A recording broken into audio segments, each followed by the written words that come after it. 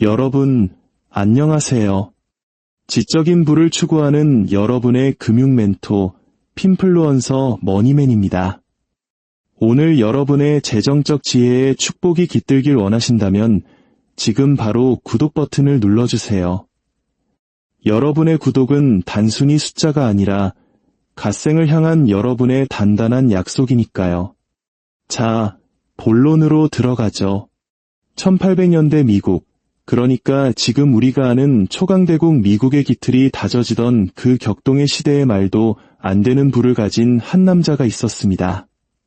당시 미국 전체에 돌아다니는 돈 9달러 중 1달러가 이 남자 거였다면 믿으시겠어요? 거의 국가 경제의 11%를 혼자 주무른 셈이죠. 근데 이 남자의 스토리는 여기서부터가 진짜 선 넘는 클래스입니다. 결혼을 했는데 한 명도 아니고 2번 다 자기 사촌이랑 했습니다.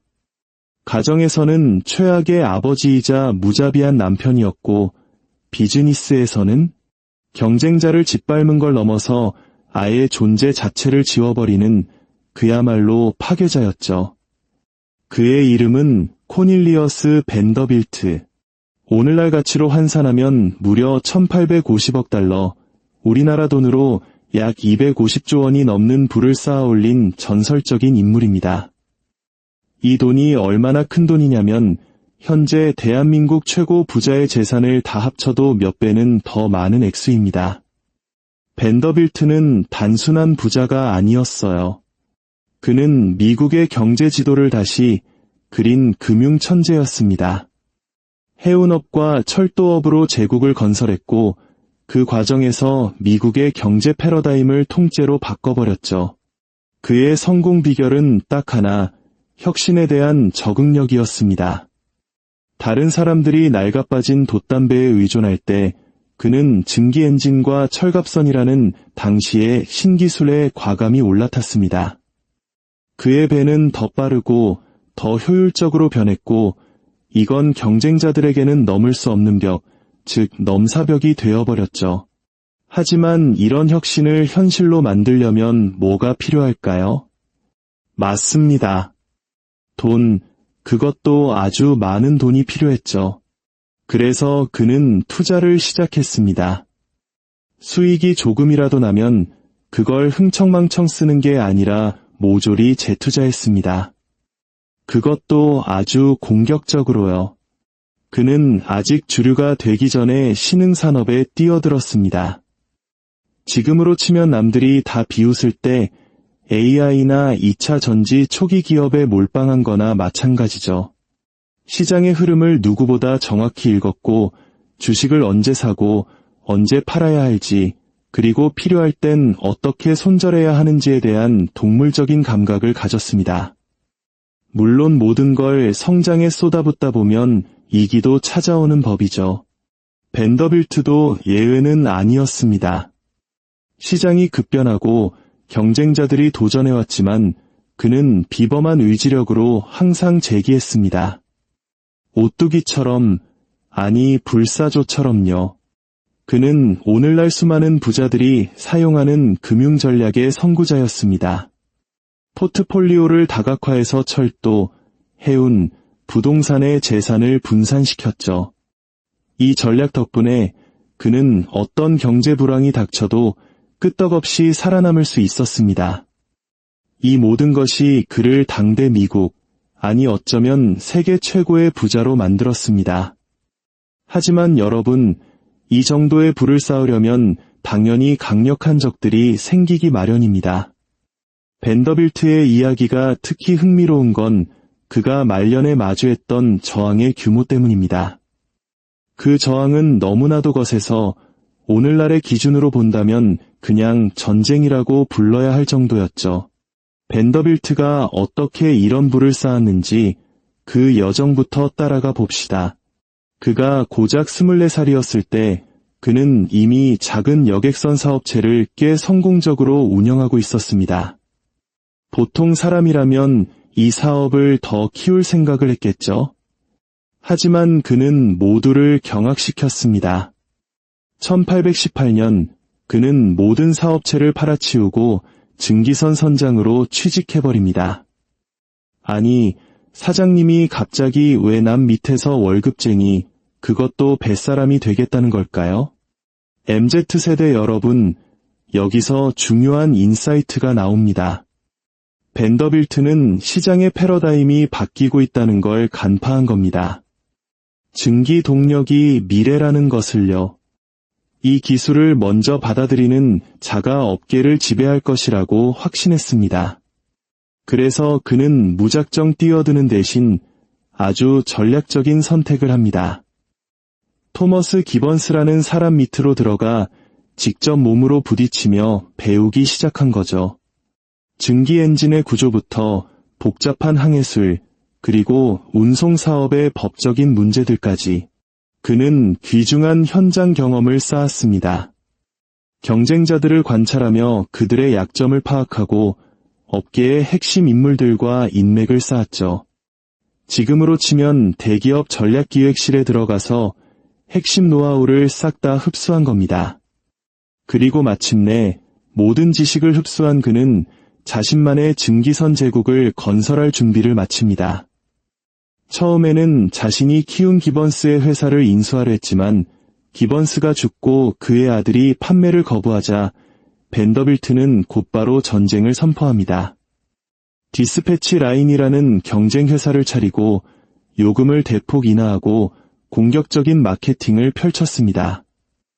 이건 오늘날 쿠팡이나 배달의 민족 같은 플랫폼 기업들이 막대한 자본을 쏟아부으며 경쟁자를 말려죽이는 치킨 게임 전략의 원조격이었죠. 그의 목표는 수익을 내는 게 아니었습니다. 오직 옛 고용주의 회사를 파괴하는 것, 일종의 갈취였죠. 결국 압박을 견디지 못한 기번스의 아들은 백기를 들고 맙니다. 이것은 시작에 불과했습니다.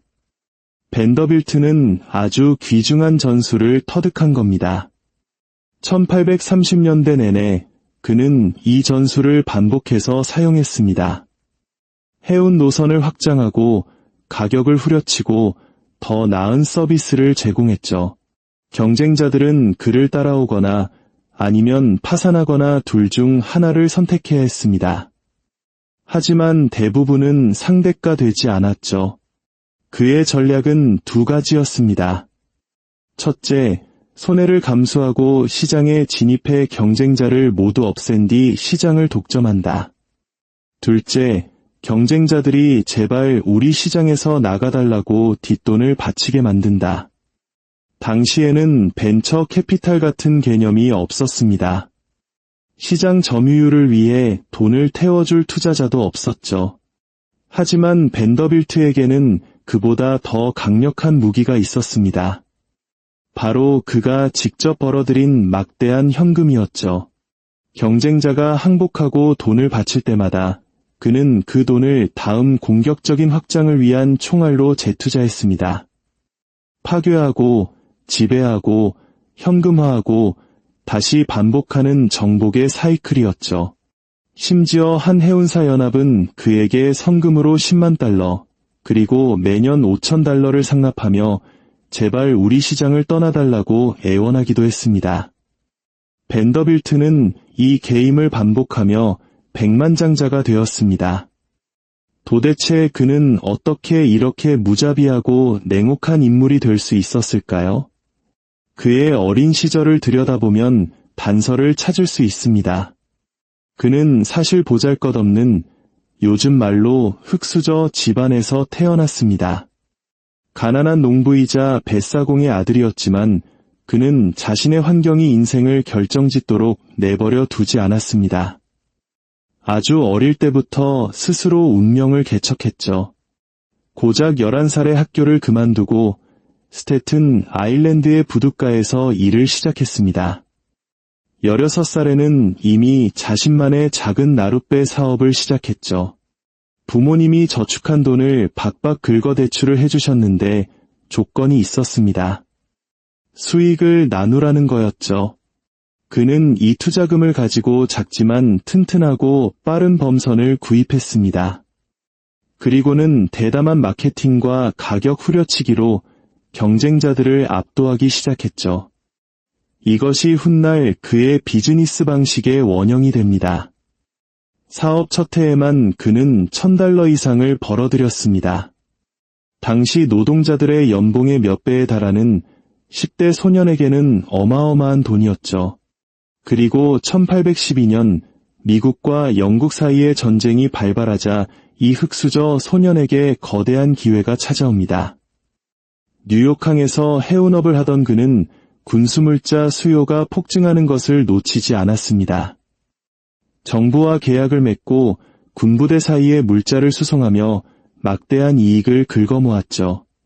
전쟁이 끝났을 때 그는 여러 척의 배와 $10,000,000의 자본금을 가진 업계에서 제독이라는 별명으로 불리는 유명 인사가 되어 있었습니다. 하지만 이 시기 그는 부모님을 경악시키는 일을 저지릅니다. 바로 자신의 첫째 사촌인 소피아 존슨과 결혼한 것이죠. 둘은 무려 13명의 자녀를 낳았습니다. 하지만 벤더빌트는 아내와 자식들에게 끔찍한 가장이었습니다. 불륜은 기본이었고 심지어 아내와 아들 중 한 명을 정신병원에 강제로 입원시키기까지 했죠. 이상적인 아버지나 남편의 모습과는 거리가 멀어도 한참 멀었습니다. 그는 막대한 부를 쌓아 당시 뉴욕의 부촌인 그리니치 빌리지에 대저택을 지었지만 도시의 상류층 엘리트들은 그를 경멸했습니다. 그의 거칠고 교양 없는 태도를 천박하다고 여겼죠. 하지만 벤더빌트 역시 그들을 똑같이 혐오했습니다. 그는 그저 멀리서 그들을 비웃으며 자신의 돈이 산더미처럼 쌓이는 것을 즐겼습니다. 이제 벤더빌트의 시선은 서부 해안으로 향합니다. 그의 사업적 육감은 거의 신기에 가까웠는데 타이밍이 기가 막혔습니다. 캘리포니아 골드러시가 터지면서 서부로 가려는 엄청난 수요가 발생한 겁니다. 수천 명의 사람들이 일확천금을 꿈꾸며 대륙을 횡단할 방법을 찾고 있었죠. 기존의 육로 루트는 느리고 비싸고 심지어 치명적으로 위험했습니다. 벤더빌트는 여기서 또 한 번의 기회를 포착합니다. 그는 니카라과를 통과하는 배편이라는 비상식적이지만 매우 수익성 높은 서비스를 제공하는 운송회사를 설립합니다. 이 루트는 남아메리카 대륙을 몇 달에 걸쳐 돌아가는 길보다 훨씬 빨랐죠. 물론 열대병, 위험한 물살, 정치적 불안정 같은 위험이 따랐지만 벤더빌트에게 그 리스크는 감수할 만한 가치가 있었습니다. 사업은 대박이 났죠. 언제나처럼 벤더빌트의 무자비한 전략은 경쟁자들의 삶을 지옥으로 만들었습니다. 1852년 경쟁자들은 마침내 두 손 두 발 다 들었습니다. 그와 경쟁하느니 차라리 매달 $40,000를 바치고 다른 곳으로 가달라고 애원했죠. 그리고 1864년 마침내 벤더빌트가 해운업에서 손을 떼자 모든 해운업자들이 안도의 한숨을 내쉬었습니다. 이때 그의 나이 70세, 재산은 약 $3,000,000. 당시로서는 상상조차 할 수 없는 거액이었습니다. 하지만 은퇴는 그의 사전에 없었습니다. 그는 은퇴를 앞둔 노인이 아니라 이제 막 사업을 시작하는 젊은 기업가와 같은 마인드를 가지고 있었죠. 그러나 그에게 비극이 닥칩니다. 1868년 그의 아내 소피아가 세상을 떠난 겁니다. 엉망진창인 관계였음에도 불구하고 그는 큰 상실감에 빠졌습니다. 그는 놀랍게도 전통적인 종교가 아닌 오컬트, 즉 심령술에 의지해 아내의 영혼과 접촉하려 했습니다. 가족들은 패닉에 빠졌습니다. 아버지가 사기꾼 자매에게 속아 상속 재산을 전부 날릴 거라고 생각했죠. 그들은 아버지를 말리기 위해 아주 젊은 새 아내를 찾아줍니다. 그런데 그 아내가 누구였을까요? 맞습니다. 또 사촌이었습니다. 이번엔 좀 더 먼 사촌이었다고 하니 조금은 나은 걸까요? 이제 사생활이 안정되자 그는 새로운 개척지, 바로 철도에 눈을 돌립니다. 그는 미국이 산업화로 빠르게 변하고 있으며 강철이 왕이 되고 철도가 운송과 상업의 미래가 될 것이라는 점을 꿰뚫어 봤습니다. 한때 바닷길을 지배했던 것처럼 이제는 철길을 지배해야만 살아남을 수 있다고 생각한 거죠. 그는 새로운 제국을 건설하기 위해 저평가된 두 회사, 할렘 철도와 허드슨 철도를 타겟으로 삼았습니다. 대부분의 투자자들은 이 노선들을 하찮게 여겼지만 벤더빌트가 이들을 선택한 데는 이유가 있었습니다. 바로 맨해튼으로 직접 들어가는 유일한 노선이었기 때문입니다. 그는 뉴욕이 폭발적으로 성장하여 앞으로 수십 년 안에 미국 금융과 상업의 허브가 될 것이라는 미래를 본 겁니다.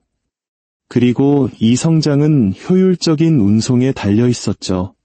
만약 맨해튼으로 들어오는 철도 노선을 독점할 수만 있다면 그는 도시와 국가 경제에 전례 없는 영향력을 행사할 수 있게 되는 것이었습니다. 그는 지체 없이 두 회사의 지분을 사들이기 시작했습니다. 하지만 문제가 있었습니다. 공매도 세력이 할렘 철도 주가를 떨어뜨리기 위해 베팅하고 있었죠. 하지만 벤더빌트는 눈 하나 깜짝하지 않았습니다. 평생을 라이벌들을 압도해온 그에게 철도 산업도 예외는 아니었죠. 월스트리트의 가장 강력한 인물 중 한 명이었던 데니얼 드루가 이 도전을 이끌었습니다.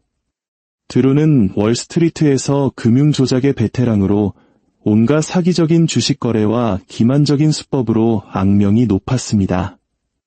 벤더빌트는 드루와 수년간 라이벌이자 동맹으로 지내왔습니다. 이상하게도 벤더빌트는 그의 사기꾼 같은 평판에도 불구하고 그를 존경했습니다. 아마도 무자비한 업계에서 살아남는 그의 생존 본능을 인정했기 때문일 겁니다. 드루가 교활한 사기꾼이라면 벤더빌트는 막을 수 없는 힘 그 자체였습니다. 벤더빌트는 계속해서 할렘 철도 주식을 사들였고 주가는 폭등했습니다. 주가가 떨어질 것으로 예상했던 공매도 세력은 더대 걸렸습니다. 그들은 손실을 메우기 위해 부풀려진 가격의 주식을 다시 사야만 했고 그 사이 벤더빌트는 회사를 장악했습니다. 이걸 바로 숏스퀴즈라고 하죠. 굴욕을 당한 드루와 그의 동맹들은 이번엔 허드슨 철도 주식을 공매도했습니다. 벤더빌트가 돈을 다 썼을 거라고 생각하고 그가 반격할 수 없을 거라 확신하며 거액을 베팅했죠. 하지만 그들은 틀렸습니다. 벤더빌트는 조용히 주식을 계속 사들여 가격을 점점 더 높였고 공매도 세력을 또 한 번의 잔인한 숏스퀴즈 함정에 빠뜨렸습니다. 결국 허드슨 철도마저 그의 손에 넘어갔습니다. 절망에 빠진 드루가 마지막으로 공매도를 시도했지만 벤더빌트는 이를 다시 한번 박살내고 $300만 이익을 챙겼습니다. 하지만 벤더빌트는 여기서 멈추지 않았습니다. 그는 마지막 잔인한 한 수를 둡니다. 혹독한 겨울, 뉴욕 센트럴 철도가 서부로 가는 유일한 통로를 차단해버린 겁니다. 운하가 꽁꽁 얼어붙어 다른 대체 경로도 없었습니다. 승객과 화물은 옴짝달싹 못하게 되었죠. 결국 재정적 파탄에 직면한 센트럴 철도 역시 벤더빌트에게 경영권을 넘길 수밖에 없었습니다. 그는 뉴욕에서 시카고에 이르는 철도 교통을 완전히 장악했습니다. 하지만 철도를 둘러싼 전투는 아직 끝나지 않았습니다. 더 큰 도전과 정복이 그를 기다리고 있었죠.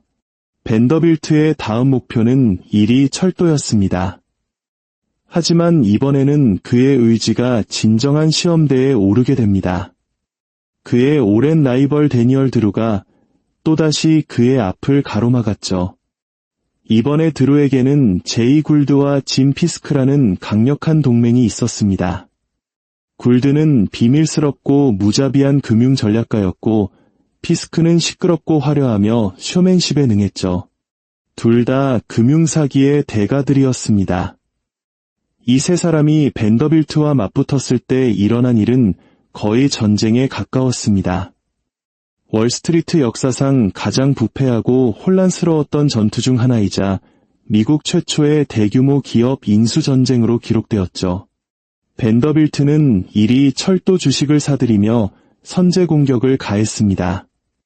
하지만 드루, 굴드, 피스크는 법의 허점을 이용해 수천 장의 가짜 주식, 즉 유령 주식을 발행하여 주식 가치를 희석시켰습니다.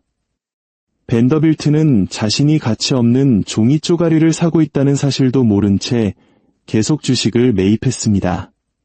진실이 밝혀지자 제독은 분노했습니다. 그는 평생 거칠게 놀았지만 이것은 명백한 사기였습니다. 그는 법정 싸움을 시작했고 판사는 굴드, 피스크, 드루에게 체포영장을 발부했습니다. 재판을 피하기 위해 세 사람은 무장 경비원들과 함께 호텔에 바리케이드를 치고 농성했습니다. 이후 벤더빌트와 드루는 비밀리에 만나 거래를 통해 불화를 끝냈습니다. 하지만 여기서 반전이 일어납니다. 굴드와 피스크는 비즈니스 파트너였던 드루마저 배신하고 그의 회사에서 쫓아낸 뒤 이리 철도를 완전히 장악해버립니다. 벤더빌트는 가짜 주식을 비싼 값에 되사게 만들어 손실을 최소화하며 복수했지만 결국 이리 철도를 손에 넣지는 못했습니다. 전쟁은 그에게 너무 많은 비용을 치르게 했습니다. 생애 처음으로 벤더빌트는 한 수위인 상대에게 패배한 것입니다. 미국 철도를 완전히 독점하려던 그의 꿈은 미완으로 남았습니다. 이리 철도 전쟁은 벤더빌트의 마지막 위대한 기업 전투였을지 모르지만 그의 이야기는 여기서 끝나지 않았습니다. 그의 건강은 악화되고 있었고 그는 자신의 유산을 어떻게 남길지 결정해야 했습니다.